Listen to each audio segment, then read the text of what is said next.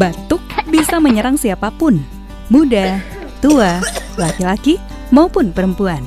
Batuk sebenarnya juga hal yang wajar, karena batuk itu cara tubuh merespon kotoran seperti debu, asap, polusi, atau hal-hal lain, supaya pernafasan tidak iritasi.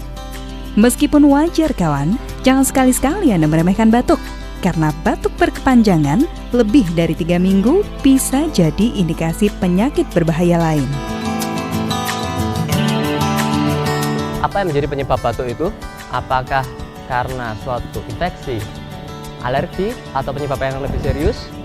Kawan, jangan lupa saksikan Talkshow Healthy Lifestyle bersama saya, Dr. Reza Prasetya dari IGD Rumah Sakit Darmo, Surabaya.